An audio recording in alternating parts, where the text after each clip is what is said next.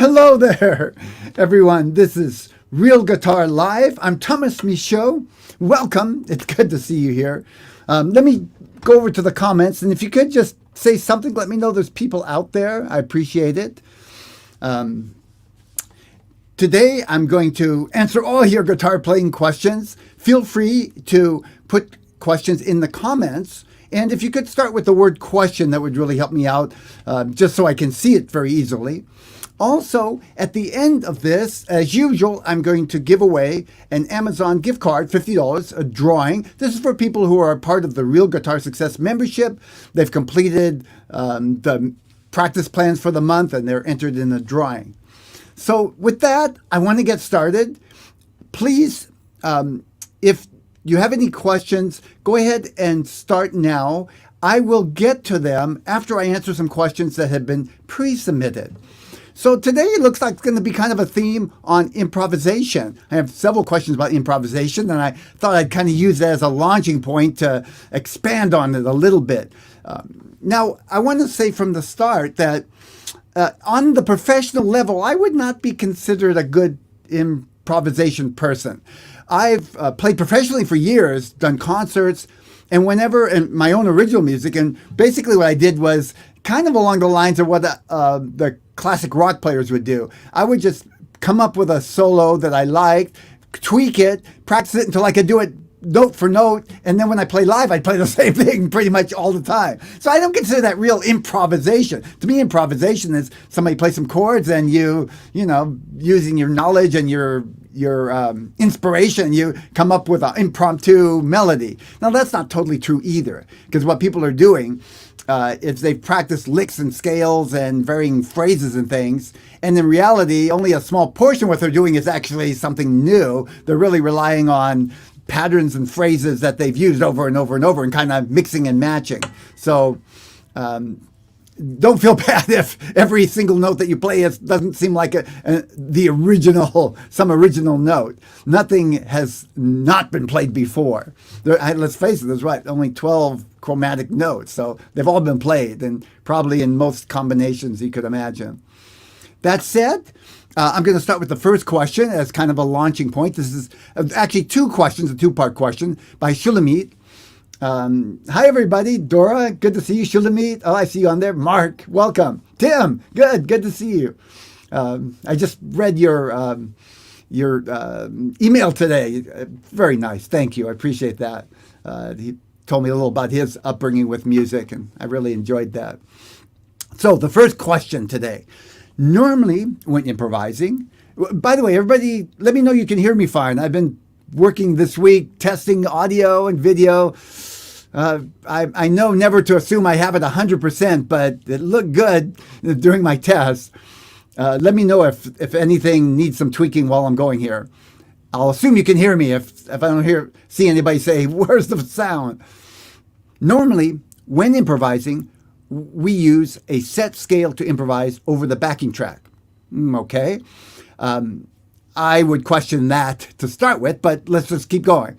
Are we bound to that scale, or can we also use all the notes of the scale and its relative scale all over the neck of the guitar, and will it sound good?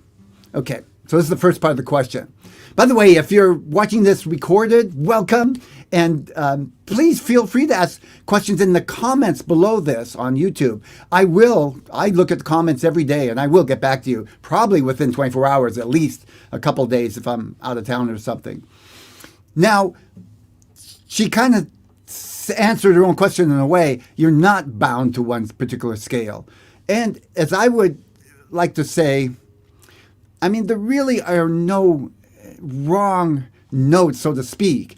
What scales do is they kind of limit what you can choose from, and it makes it easier. You know, a lot of times limits actually are for our benefit to make things easier. Because if you have every single note in any single order, it's overwhelming. And, you know, by narrowing it down to the notes in a certain scale, it does make it easier.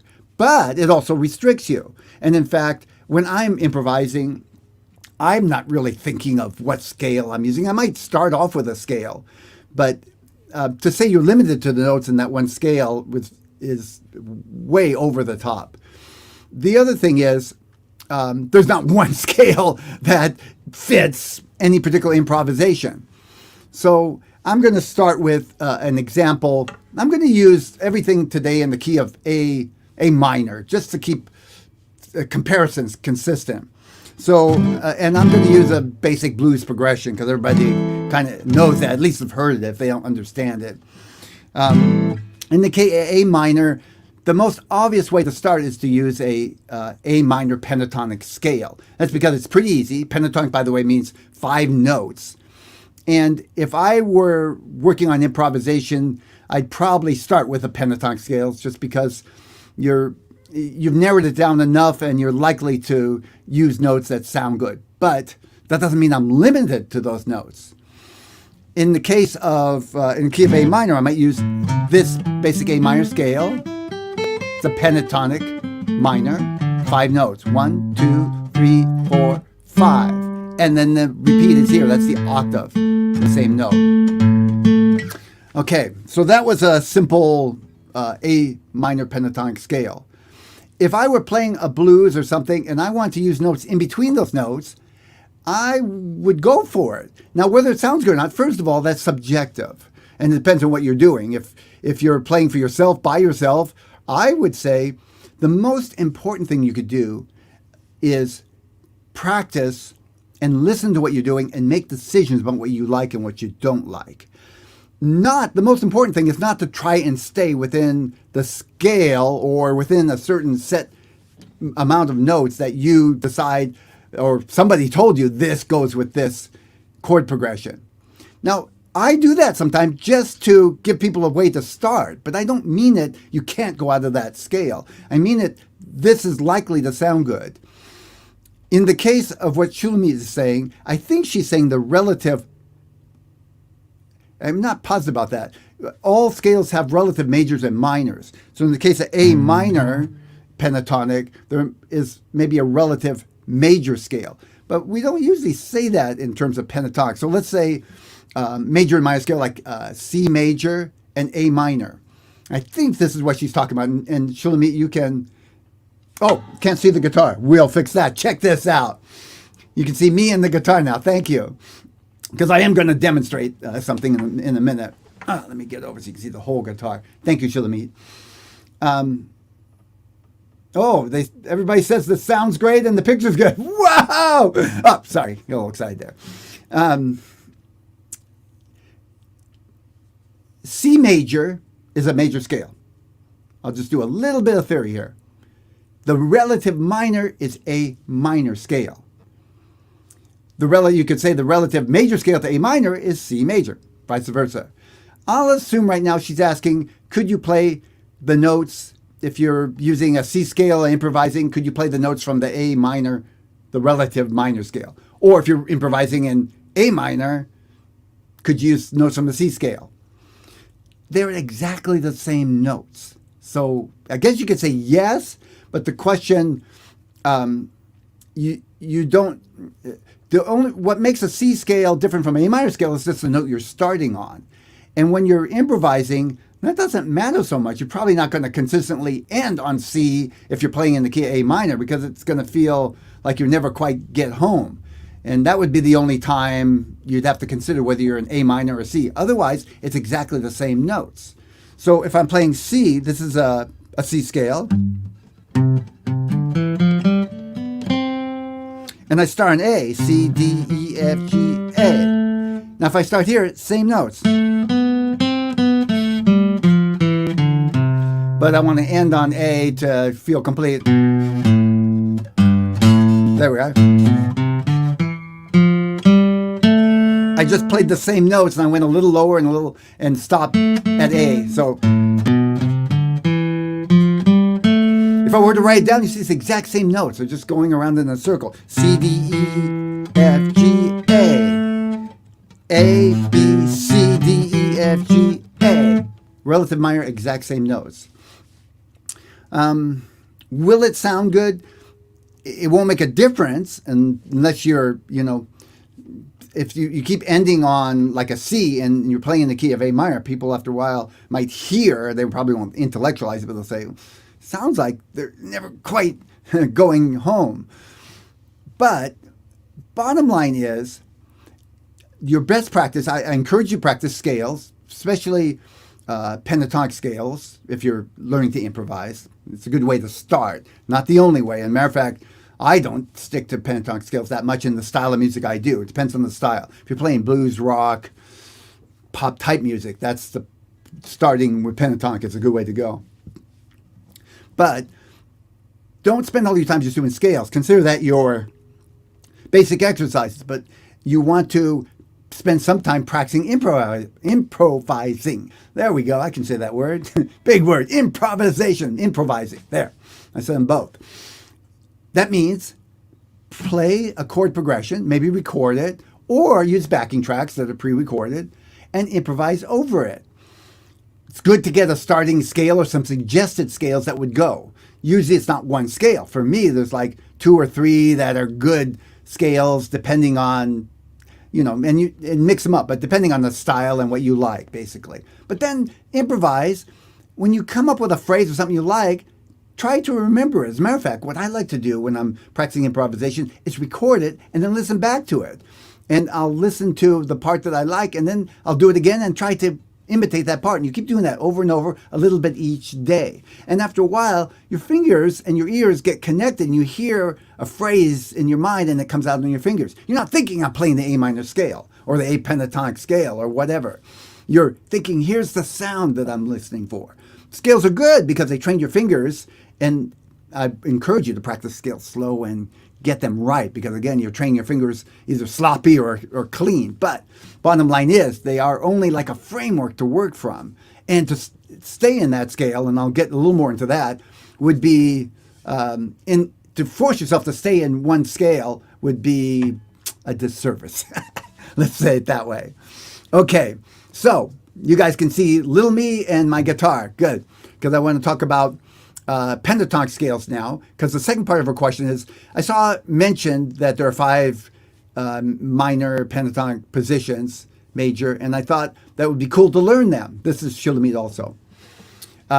What I'm used to using a terminology is, when I was brought up, we call them boxes. This is kind of a way that rock guitarists, as a teenager, was learned to improvise, stay in certain boxes. A lot of people call them now positions, or there's another word. I'll think of it in a minute. What she's saying is that you can play a minor pentatonic scale. Here's a minor pentatonic.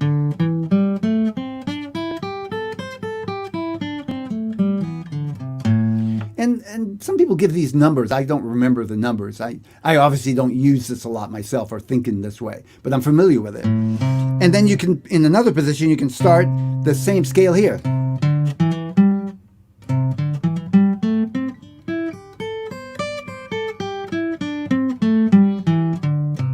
You notice I didn't end on A. I'd have to go down here to end on A.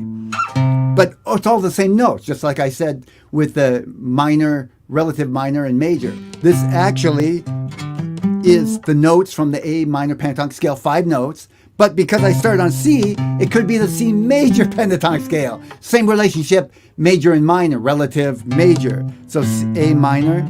But the positions she's talking about is, this is one position, this is another. Starting here would be another position. Starting here would be another position. I do remember them, huh? Surprised myself. That's another position. I think I only covered 4. On electric guitar, it'd be a little easier because I could go a little higher. But on acoustic guitar, trying to get that position up here would not be practical. So that's the idea in 5 positions. Now, to your question, first of all, you said minor and then in parentheses major. You see, depending on the note you start, it's that same issue. It's the same notes, whether it's minor or major. Every minor has a relative major, and it's all the same notes. So when I practice the A minor pentatonic, I'm actually practicing the C major pentatonic at the same time. It's the same boxes. It's just, I might want to keep ending on the C note, or more often anyway, if I were playing in the key of C. But I might also want to slip in there a C major type scale. I might want to slip in there a few chromatic notes for, you see what I'm getting at? That I'm not going to stay in just that one pentatonic series of notes. And now, whether or not you should learn all 5 positions, this is subjective. I'm not going to pretend I have the right way to improvise. Certainly, there are a lot of people who are a lot more experienced with improvisation than I am. I've seen some really awesome people on YouTube. But what I would start with, when I'm teaching improvisation, what I do teach, is to start with a little different form of the scale. Instead of teaching all 5 positions, which seem overkill, it forces you to practice scales a lot, which takes away, I think, from your time from practicing actually improvising with backing tracks and choosing notes. Scales are important, but in proportion. And as well as licks, and by the way, arpeggios. Arpeggios are broken up chords. You can think of improvisation as a kind of a combination of licks, notes from scales, arpeggios, and then some chromatic notes for inflection or give a little spice. I would practice this scale.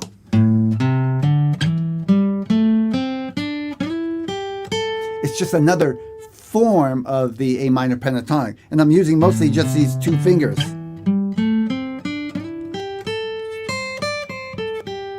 Some people like to just use the first and third. I do prefer to go to my second right there, but I don't know. I wouldn't worry about that personally. That works for me. I'm used to it. So with the same 5 notes. 1, 2, 3, 4, 5. And then it starts over here. That's the octave. You could start again. Whoops.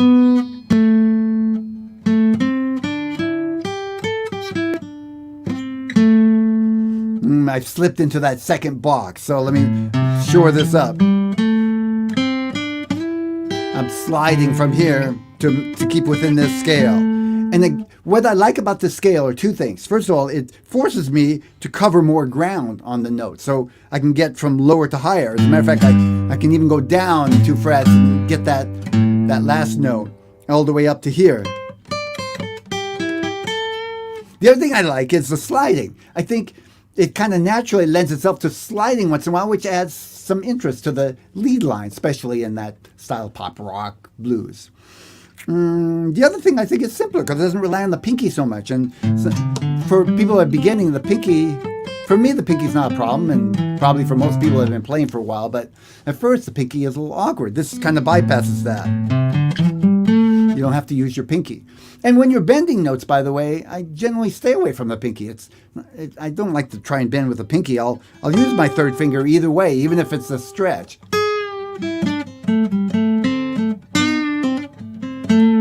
So, in a way, you're better off being prepared for bending with this scale. So, I'm going to play it one more time slowly, and then maybe I'll come up with a sheet that I could include on the post of this live session so you can download it. Let's do it again. That's the A, 2, 3, 4, 5, and it starts over. A, that's slide over to 4th string.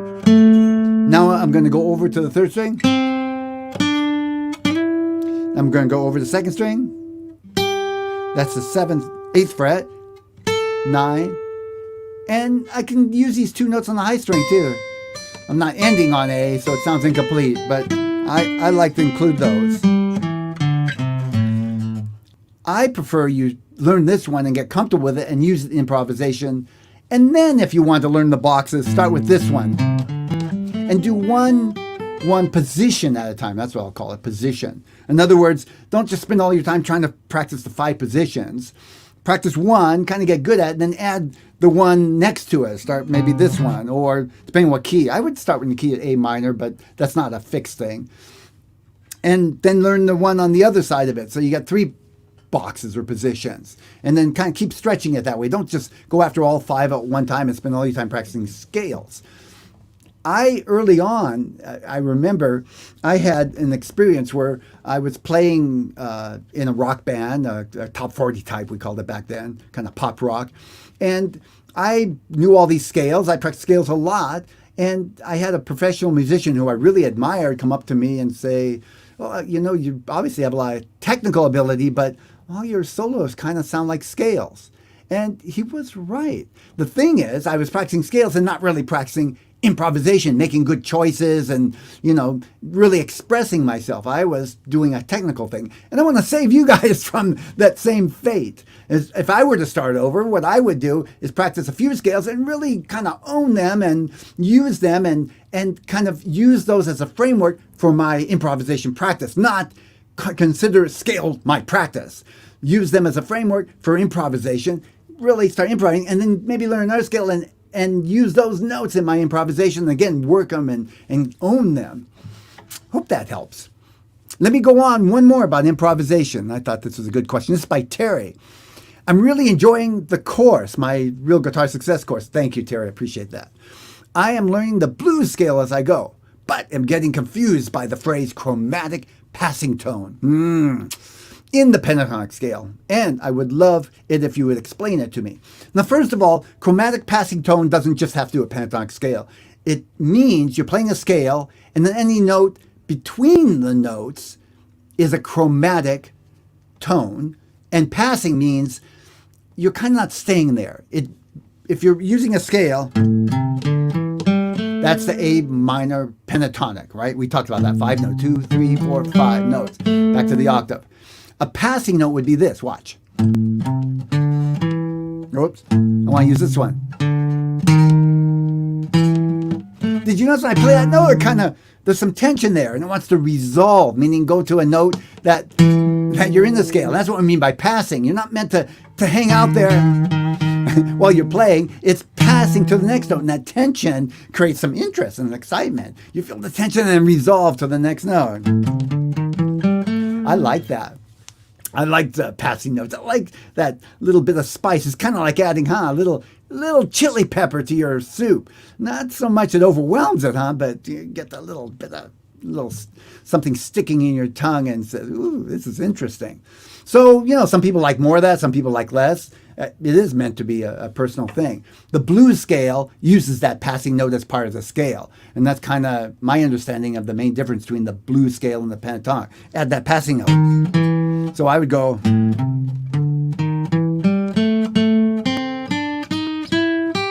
That's the octave. So pentatonic, passing note. Or you could say I'm playing the blues scale. It's one and the same. In the case of just passing notes in general, any chromatic note that you play is probably a passing note within the scale that what you're trying to do. So if I was playing a major scale, I'll go C major. Passing.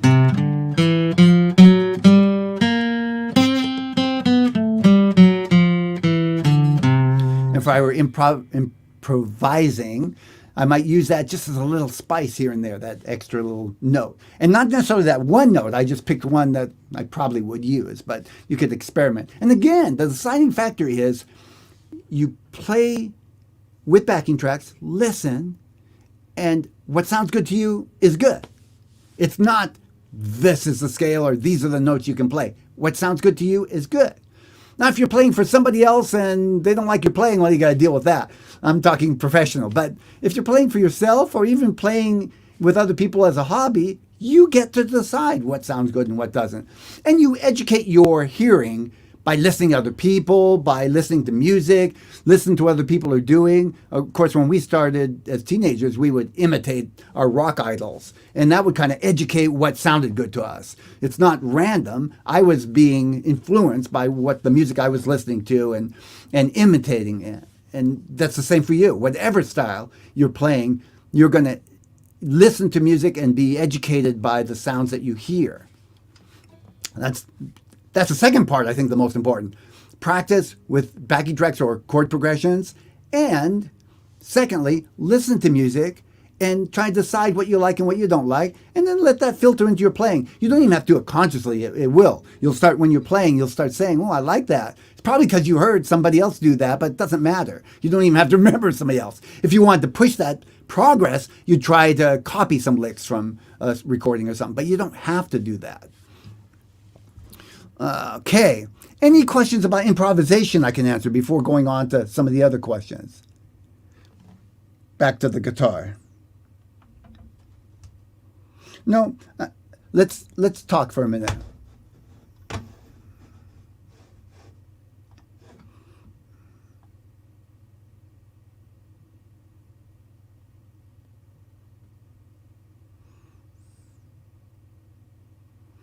Any questions about improvisation before I go on? Hi, Carmen from Spain. Welcome. I need to see more comments. There we go. Make the window bigger.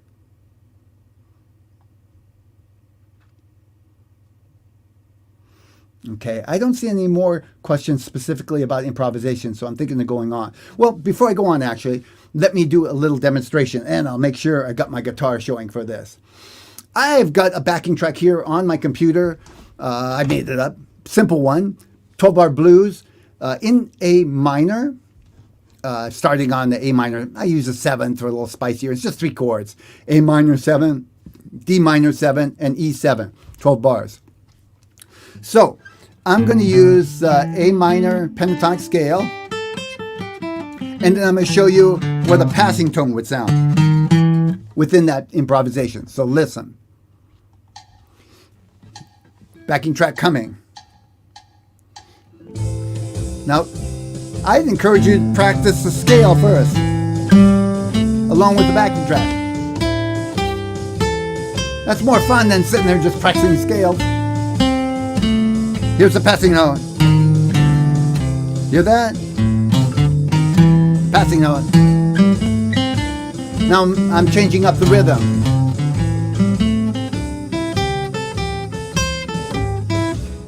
Now I'm going to do this pentatonic scale, which see will add some color in the sliding.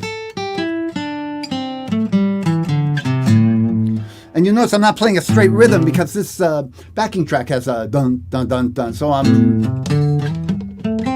that's called a shuffle feel. The backing track is a shuffle. So here we go with the new scale.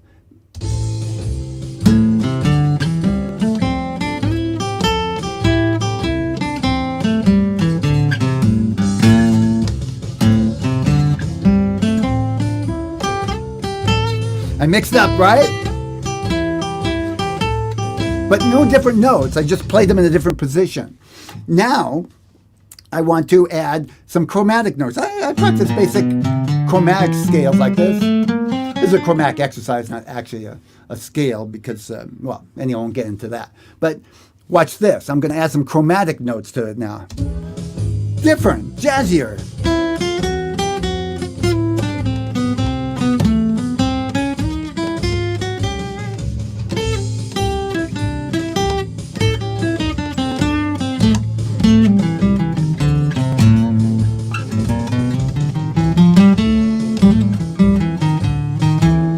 Okay, now, you know, over the years I've collected some licks that I like, hammer on. So I want to mix that in too, along with the scales. The other thing, by the way, is, and again, it depends on your listening and the styles you're influenced to.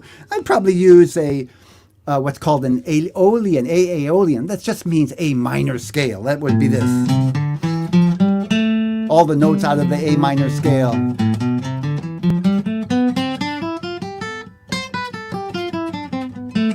So listen to that. That's going to give it a jazzier feel.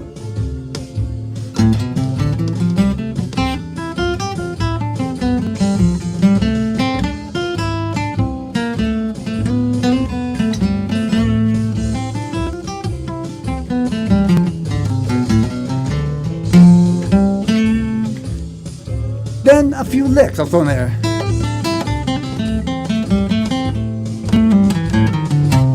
Chromatic, passing note, lick, aeolian, blues note. But my ears are guiding me. I'm not thinking to myself, oh, that's a blues scale, that's a pentatonic scale, that's a chromatic note, that's the minor scale. No, I practice those and then let it go when I'm improvising and then go practice my scales as a warm-up a little bit, as, you know, pretty much every day. I do different kinds of scales every day, so it's not the same thing. And again, I'm not actually practicing pentatonics myself very much. I'm using more like flamenco type scales, a little more minor, darker sound. Phrygian, that's another kind of that has that Middle Eastern type influence. So if you're playing pop music, you really want to practice pentatonic scales and major and minor scales. Was that fun? Backing tracks are cool. I didn't have backing tracks when I was a kid. We had to find somebody to jam with.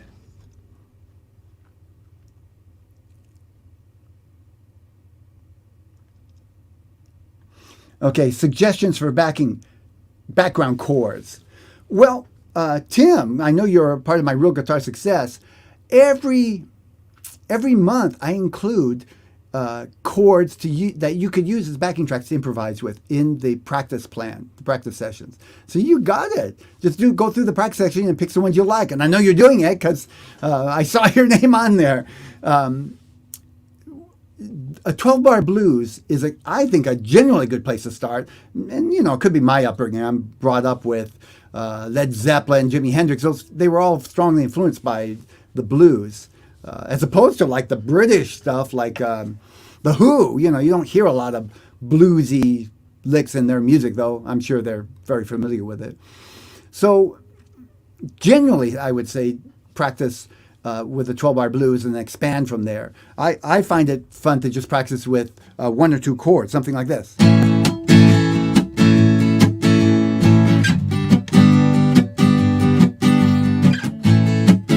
As simple as that, strum and chord. Now, at the same time, you have access to some backing tracks in the Real Guitar Success membership.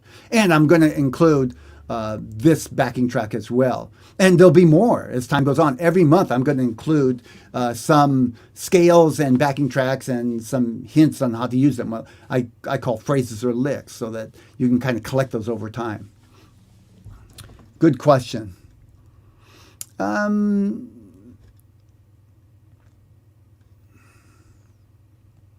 Any other questions that I can answer? I'm going to go on to the pre-submitted questions, and I'll keep an eye out. By the way, it really helps me if you put, like, to start, the word question. I honestly can't see that good. So to read through every question to figure out if it's a question or a comment is I see one. Tim, question. I am the electric guitar. I got that, Tim. And a looped pedal. Ooh, how fun. A loop pedal, if you're not familiar with it, is a thing that you can play. And then it records it and it'll play da da da da while you can play over the whatever you loop. That's fun. So I try to do background on the pedal loop. Yeah, that's great. I have one too, and that's kind of a quick and easy way. It's a little faster than recording on the computer. So far, it doesn't sound like much. Well, I think it's an ongoing thing. I think you try to let go of making too much judgments, but use your judgments in the sense of discerning what you like and what you don't, not whether you're good or bad. Because no matter how good you are, you're going to compare yourself to somebody else and say, whoa.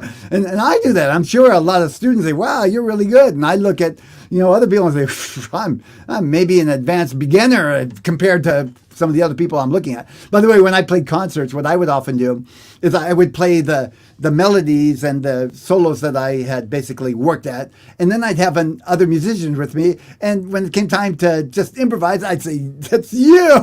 And I'd be playing the chords, and they'd go to town. So I'd look at them and go, whoa, I wish I was that good. There's no end to it, really. But fun. Electric guitar or electric acoustic like this one, you can plug into the pedal and record and then play along with. One good thing, by the way, if using a computer with recording, and you can get free recording software. Audacity is free recording software that works great. You can record yourself while you're doing it and then listen back. And that's the thing with a pedal. You could still use the pedal, but then record something and just listen to it. It's a little easier for me to remember what I like and didn't like when I go back and listen than to just try to remember in the flow of things, because my mind's going to what's next.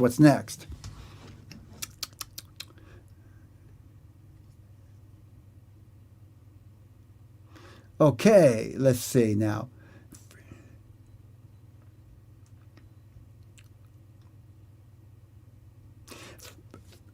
Freddie, I want to answer this question before I go on to the next question on my sheet. Freddie is moving into, he really likes finger picking. Should I concentrate more on that in my learning? I know strumming really helps develop your rhythm. Any suggestions? So, Freddie, if you're a brand new beginner, the most important thing is to learn chords. And the thing with finger picking, now, first of all, I want to say you definitely should practice some finger picking stuff. Exercise at least the basic finger picking. One of the things I see with people is they play some guitar and they want to learn finger picking, and they go right into I don't know, not even, a intermediate type pattern, and they do it roughly and smoothly and tense their hand, and they develop some bad habits and get tired and sore. Start really basic and slow and get the finger picking. I would start even when you're just learning a basic finger picking pattern, something like this, with the chords that you know, and then practice going to another chord. Just that much, and relax. You feel yourself getting tense. Just doing that will really pave the way for more complex things. But that said, you need to learn your chords, Freddie, and you need to learn which chords go together and how to change from one to the other. If you're trying to just learn a chord and concentrate on your right hand, you're really going to have a hard time. That's what I would focus on. Learn your chords and do simple strums so that you can hear the chords. You don't have to use a pick even. You can just use your thumb if you have no intention on strumming.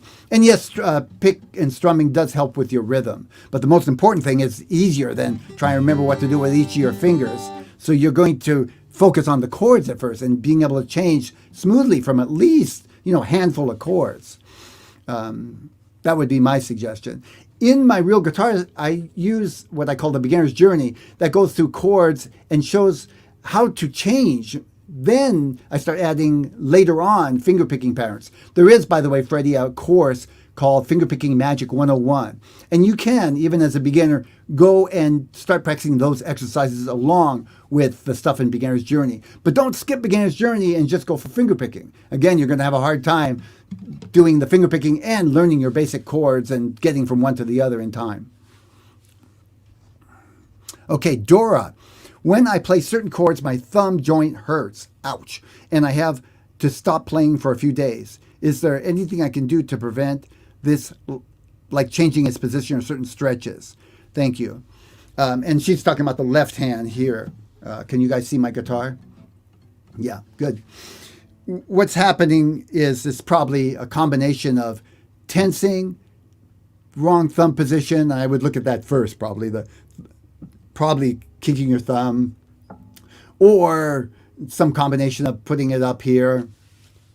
I have a specific lesson on thumb position, and then I also have some stretches that you can do.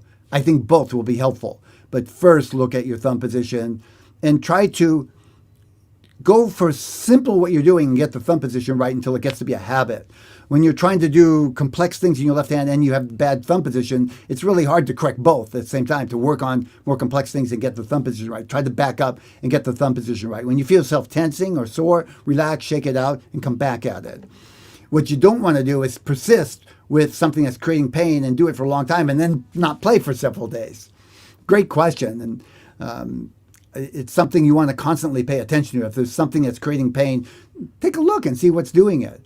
Oh, do your stretching. Now, that's a part of my routine regularly. Now, when I was younger, I didn't do that, but it caught up to me, and I would strongly recommend anyone, even if you're younger, to integrate some stretching exercises, but especially if you're closer in my age range, do some stretching every day, and hopefully you're practicing every day too, so it's part of your kind of warm-up before you start practicing. I will include a link to stretching exercises in the replay and a link to thumb position, so you'll get more information on that. And basically, what it's going to tell you is keep your thumb slightly behind the neck, stay relaxed, get to where you have a good angle, don't crink your thumb like that, and it doesn't matter so much if it's this way or this way, but don't turn your hand all the way to where your palm is resting on there. And keep your elbow kind of tucked in there, not tight, relaxed, tucked in. Don't use muscles to pull it in constantly. Just keep it from hanging out like this so that your hand's not turning this way. That's a short version. There's more to it in the lesson I'm going to refer you to. Okay, and next question is, Ravi, are your instructions applicable to electric guitars? Because that's what I'm using. Most everything is. In my instruction, most everything applies to electric guitar, certainly all the chords. In electric guitar, we tend to use more bar chords than open chords, but you really want to learn your open chords. You will need them on electric guitar, and they're a good stepping stone to bar chords. They, train your fingers sort of to get in the right place. So when you use a bar, part of that training is already there. That said, you probably won't do a lot of finger picking on electric guitar. Some, huh? We all have heard like Stairway to Heaven. Right? That was, I think, Jimmy Page. When I saw him in concert, he was doing that on a guitar with several necks. I think it might have been the 12-string part he was playing. And then he used the 6-string part for solos. The other thing is, I play leads on acoustic guitar, but it is a little different. When you're playing lead on electric guitar, you have sustain and you can bend notes easier. So it's just a little different stylistically, but it's all the same notes, chords, so to speak. A lot of the same licks. I do a lot of the same things on acoustic guitar. More advanced, when you're beginning, it's this is basic knowledge that you need that would apply to electric and acoustic, I think. And now, another question about practicing. Let me save that and see if there's anything else. Dora, I was aware that my hand position might be a problem. I'll look for your thumb position link. Yes, it'll be, Dora, the link will be in the post, or the replay, we'll call it. A couple days it'll take me to get the replay up. But if you go into the Real Guitar Statistics membership and just in the search bar type in thumb, I bet you could find that video right away. Maybe thumb position. Certainly, I don't think there's that many videos with just thumb. So look in the search, and I think you can find it faster than I'll get it up on the replay.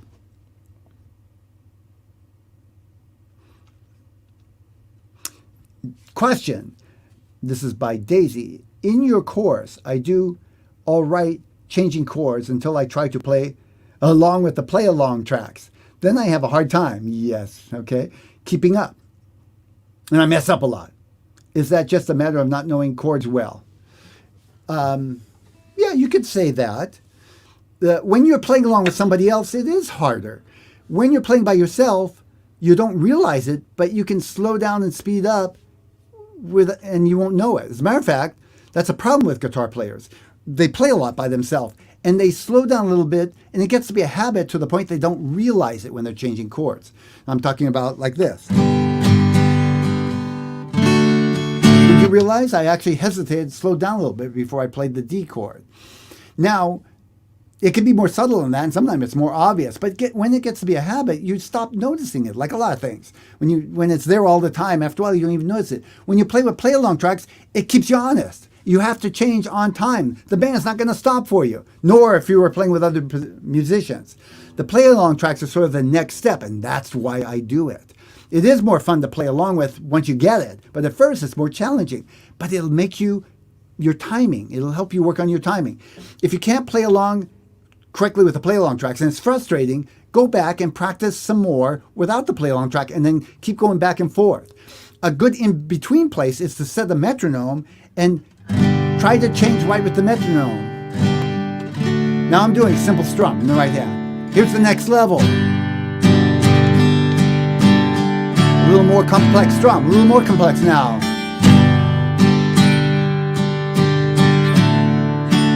And try and stay with the metronome. That's a little easier because less going on than with the band. Band's more fun. Plus the metronome, you can slow down more than the backing tracks. You probably have a few speeds, but for the most part, you're limited to what the speed it is. It's progressive, and keep going back and forth. Then go to the backing track and see if you're getting better. Go back and practice a little bit with the metronome. Go back to the backing track. Don't not do the backing track because it's hard. That's what's going to actually be your motivation to getting it better and better. Most students underestimate how much they need to practice chord changes to get them to sound good. When I worked at my music school and I interviewed people, I had so many students come. I've been playing for a while and I can play these chords. I can play 24 chords. And they're doing stuff like this. And I go, do you realize that you can't actually use that in a song when you do it like that, when you stop and hesitate from one chord to another? No, I didn't really say that, but I would keep it to myself and say, oh, yeah, we need to work, but we'll get to that. We'll back them up, and I'll have to do a sales pitch of why we need to back up a little bit. I can't really do that with the Real Guitar Success website, but what I can do is I've given you a very step-by-step path of things to practice broken down, so that when you come to a backing track and you can't play it, you know you need to do a little more work on the stuff before that. Great question. Please ask more like that. Okay, I don't see any more questions. And there is one here that I want to deal with. It's about practicing. And this is Shulamit again. Let's say you have 30 minutes a day to practice. Good. I think 30 minutes is a good practice. By the way, don't let that keep you from practicing if you don't have 30 minutes. Even 10 minutes will help. On two counts. First of all, it keeps your chops up, even if you're not learning anything new. But it also, 10 minutes often turns into 15, 20, 25 if you just get started. If you say, I got to do 30 and, I don't have 30 minutes, I can't get started. Don't let that stop you. Shoot for less and let that flow into more. What should I practice? She's asking. And she listed a bunch of things: scales, songs, finger picking. It's going to be different for every person. And it depends on what you want to learn. If you're a brand new beginner, you really got to get them chords and spend more time on the chords, plus some exercises to get your fingers in the right place. And as you progress, if you really want to do finger picking, I would start integrating some finger picking exercises. That's with the right hand. But in general, there's no one set thing to practice, and it can change over time. You want to, I think it's a good practice to actually sit down and just decide yourself, what should I practice? Say, for this week, I'm going to practice these things in this amount, and then look at it and say, is that working for me? Should I change up? Should I do something different? No, I want to spend more time on this. Okay, you can do that. Try to not jump around too much, in the sense that you want to make some progress on some areas. So if you play a scale for a few days and you still can't play it and you move on to something else, I'm not sure that's the best approach. Maybe play part of the scale so you can get that, and then add the second half of the scale, something like that. Try to get at least, some progress on whatever you're working on, even if it's only 5-10 minutes at a time. In general, I like to practice with a warm-up, something that probably can do. Usually I'll start off with some type of scales as warm-up, or some type of finger-picking exercise if that's what I'm choosing to work on mostly. I don't always do scales and finger-picking in the same session, but that doesn't mean you can't. I often do, if I'm going to be playing melody stuff, I'll start my warm-up with some scales, some melody-type stuff, and then go into something that would lead into either playing more complex melodies or improvisation or something. And then, so that's two parts: the warm-up, the bulk of your practice, and then the cool down. I'll usually play something for fun, just for a few minutes in a 30-minute session. In the bulk, the main part of your session, you don't have to stick with just one thing. You can divide that up into two, even possibly three, depending on the complexity and your level. So there's not one right thing. If I'm doing a 30-minute session and I'm working on a song that's new and complex, I need at least most of that time to work on that song, and probably not going to get it in that one session. That's going to drag on for weeks, probably. On the other hand, if I just want to tighten up a certain part of a song, maybe I can play a song pretty good, but there's a couple parts that are weak, I might do that for 10 minutes of my practice session, and then spend 10 minutes on something else. Those are some ideas. It's a flowing thing. There's no one right way to do it. You are learning the art of practicing in the process of playing your guitar, and that will change. What you practice will change over time. Your view on how to organize your practice session won't be the same from one day to the next. I usually will do, in 1 week, I'll spend, half of my week on kind of one theme and half of the week on another. But you might want to spend a whole week on kind of one theme, even 2 weeks if it's something you really need work on. Hope that helps. And this is ongoing. I'm hoping people will continue to ask questions about practicing, talk about it. I'd love to hear your comments or what's working for you. By the way, people are putting stuff in the, oh, you're welcome, Daisy. People are putting stuff in the chat that's great, but just know after this is over, I won't see the chat anymore. So if you want a question that maybe you want some more feedback on or I didn't answer, put it in the comments below the YouTube video. That way I'll get to it later and we can have a conversation. You can say, well, here's what's happening, but this is also happening, and I can answer you 2 or 3 days later. Put something in the comments, and let me know in the comments too if there's something that you. Let me know in the comments if there's something that you would like to see some training on. This would really help me. I really want to make some lessons that I know people are interested in, not just what I think you should learn. Let me know in the comments. Did you like this? Is there something in particular you'd like to see me include in some of these lessons? I can even do a whole live session on a certain subject if I think enough people are interested and it's enough of a subject.